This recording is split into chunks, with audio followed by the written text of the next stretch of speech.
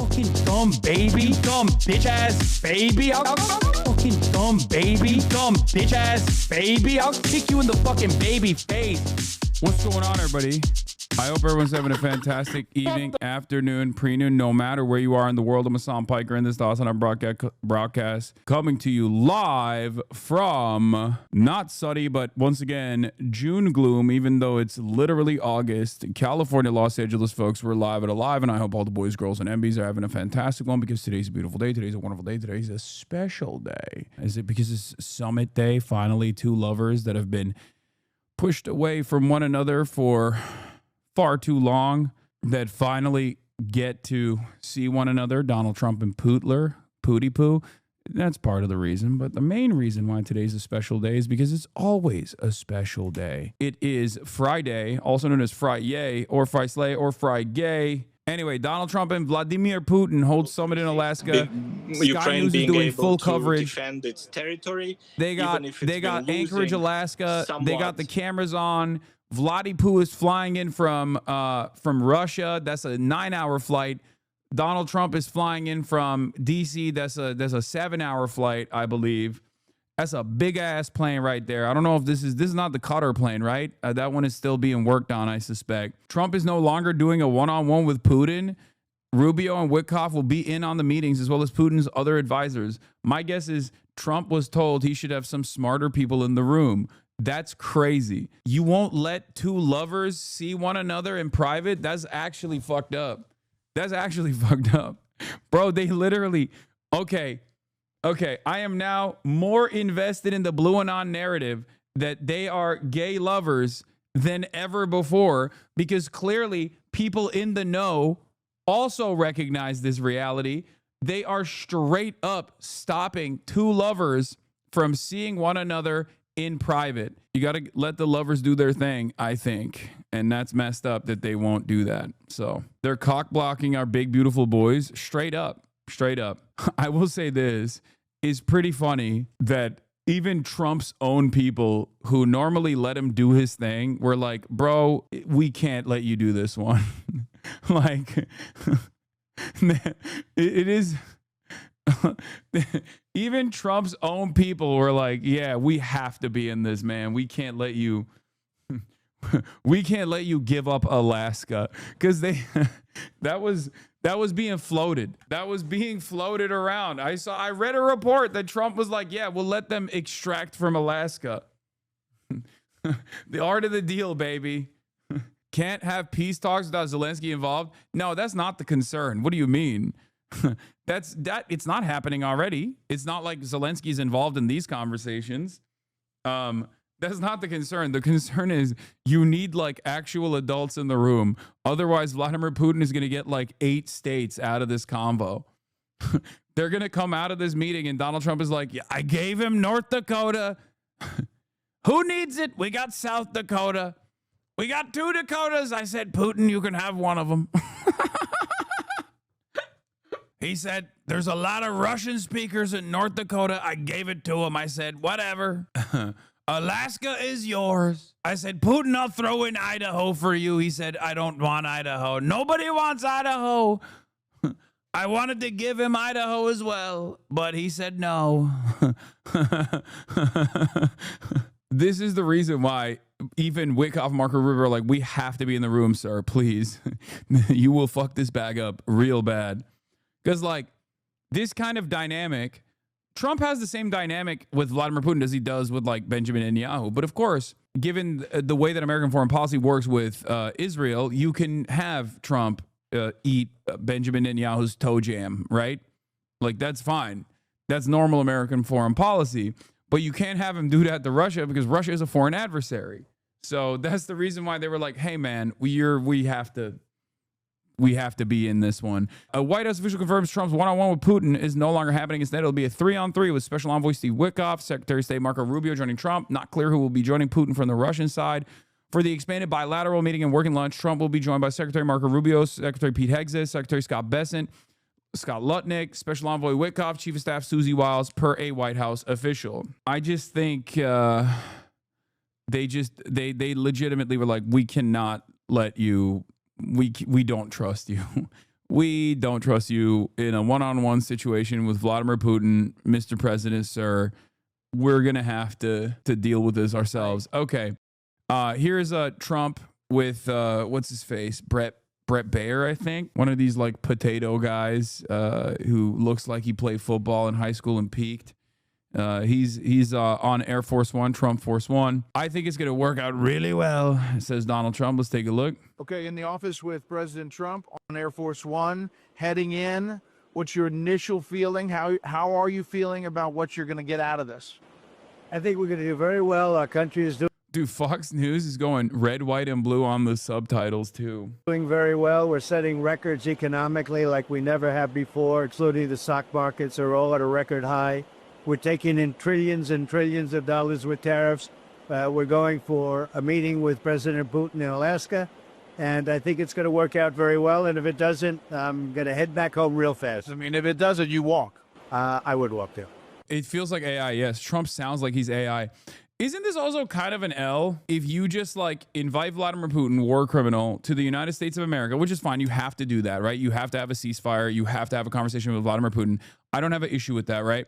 But like if you invite him all the way to Alaska and then you don't get anything out of it, isn't that a little bit of an L for America again? Especially because like for the past week, mainstream media has been explaining for the first time in a long time the actual conditions, the actual battleground, the actual battle lines and what they look like and how much leverage Putin currently has and how much interest Putin currently has in the continuation of its conquest, its incursion into Ukraine.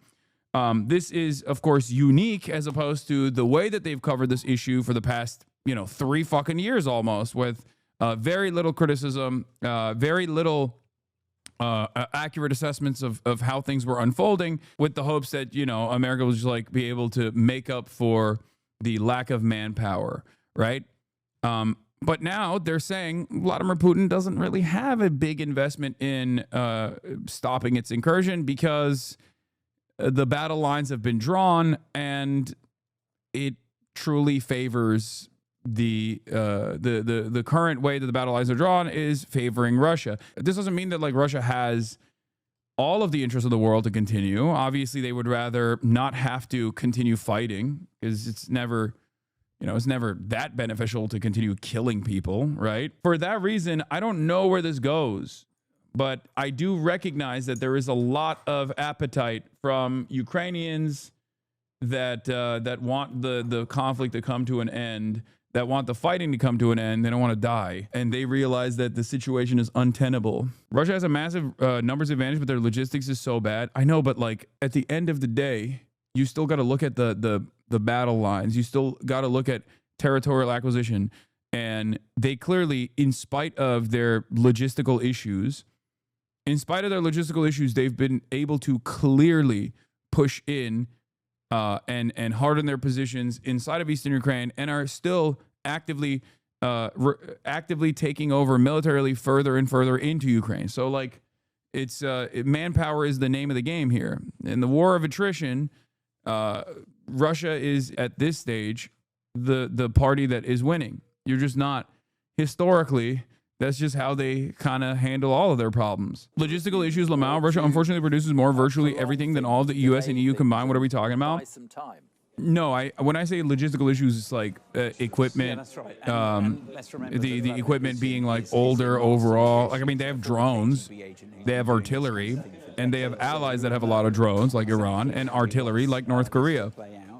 But overall, the Ukrainian the equipment. Well, I guess Ukrainians also have supply chain issues as well, from what I understand. Like, there's a lot of corruption, and maybe even potentially like people just like stealing equipment to sell it on their own and shit. Like, this is another thing that I've heard that people consistently complain about.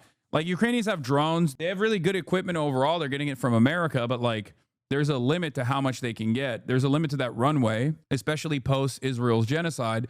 I think that limitation has been even more severe. Even if the tech is better on the Ukrainian side, the Russians just have more manpower, and they can just keep throwing more and more people in the front lines, in the meat grinder. They just follow whatever Trump said instead of having sincere populist beliefs. Who could have possibly seen this coming? What a big shift coming towards Ukraine among the GOP from 6 months ago. Percentage of people who think we've given Ukraine too much support has dropped dramatically from 47%. Let's watch Holy Toledo. Let's watch Harry Enton cover the polls. Yeah, what a big change from where we were at the beginning of the Trump administration. GOP, the U.S. gives too much support to Ukraine. Back in February, the plurality, 47%, said yes. The U.S., in fact, gives too much support to Ukraine. Republicans did not like that. But look at where we are now. Look at this. No takes the cake at 46%. We have had an inverse of the positions. The Republican Party has shifted at least a little bit on Ukraine, and now all of a sudden they don't believe that, in fact, the U.S. gives too much support to Ukraine, which is very much unlike what we saw in February. Rarely do I see poll numbers like this. You read the blogosphere, you read X, you might think that Republicans think that we're way too much in Ukraine's camp, but Republicans at large no longer believe that. And on the issue that is a big topic of debate, especially early on in the administration, supplying weapons, continued support for Ukraine in that regard, where are they? Yeah, this is an even bigger shift. I mean, my goodness gracious. U.S. should give Ukraine more arms and military supplies. Look at this again among Republicans. In March, it was just 30%. Hello, we're now up to 51%. The majority of Republicans, and certainly majority of Americans at large, believe that the U.S. should give more arms to Ukraine. So this, to me, is just such an important point as we head into the summit later. Very confusing presentation. It's not that confusing. Donald Trump says Ukraine bad, Ukraine enemy. Republicans in the base go Ukraine bad, Ukraine enemy. Donald Trump turns around and says Vladimir Putin has actually hurt my feelings because we were lovers and now he's actually fucking me over. And then Republicans go, hey, by the way, maybe Ukraine not so bad. Maybe Vladimir Putin kind of bad, at least for the interim. Watch this space. If they actually kiss and make up, for example, and Donald Trump turns around and says, and I mean this sincerely, if Donald Trump came out of that meeting saying, like, we're going to give pieces of Alaska to Russia, the base of support would literally swing for that, okay? They'd be like, oh, my God, he's such a peace lover, dude. He's so fucking goated. I love giving up American land. If that was a Democrat that even remotely suggested something like that, the Republicans would actively try to assassinate that person. Okay, they'd be like, this is a Russian agent. This is an agent of communism. We have to kill them. Okay, that's the attitude. That's it. Donald Trump has tremendous bandwidth for two reasons. He has tremendous bandwidth to do whatever the fuck he wants. One, because he's a Republican, and Republicans own the space of patriotism, and also because they're kind of fucking stupid. I'm sorry to say. Okay, so any Republican has more bandwidth than any average Democrat when dealing with things like this. The other side of the story, of course, is that Donald Trump is a cult leader.